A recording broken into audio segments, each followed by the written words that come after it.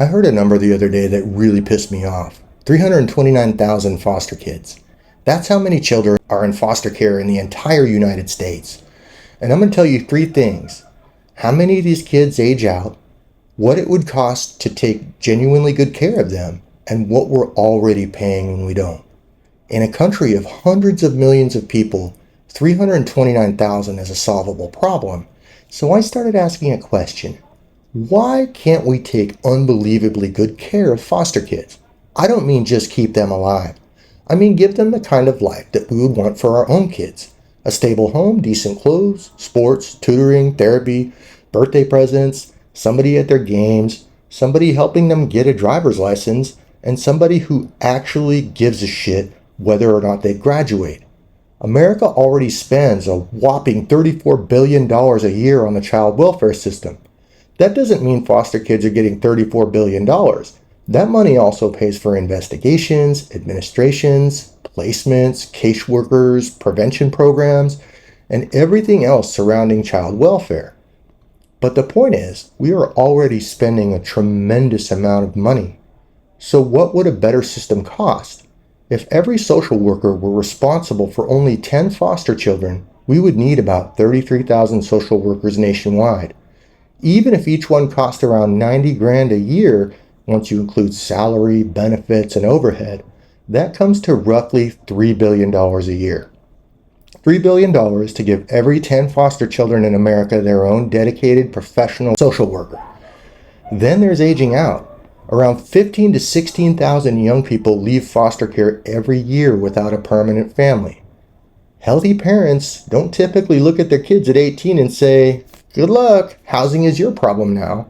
They usually help finding jobs, getting to school, transportation, finding an apartment. So why wouldn't we do the same thing for foster youth?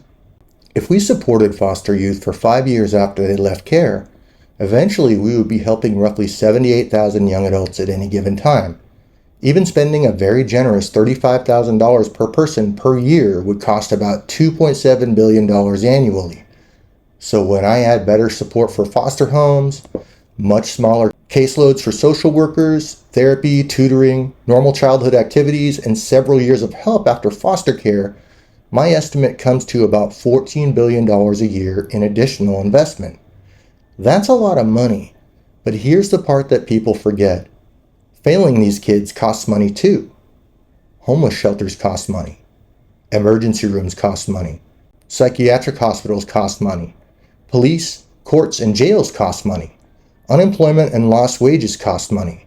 And researchers have found that when foster youth receive support longer, education and employment improve while homelessness and arrests go down.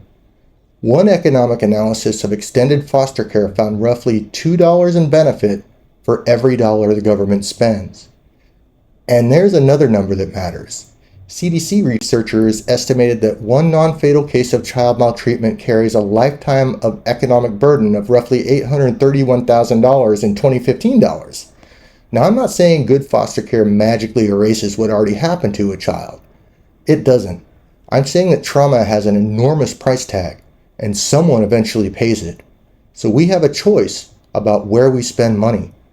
We can spend it giving a kid therapy, education, stability, and help becoming an adult, or we can keep spending enormous amounts of money dealing with the consequences after things fall apart. There are 329,000 foster children in America. That is not an impossible number.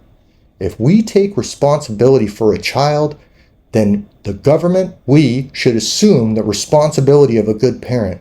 We're going to pay either way. The question is whether we pay to give these kids a real chance or pay later after we've failed them. I'm Forrest Lang, and you are worth fighting for.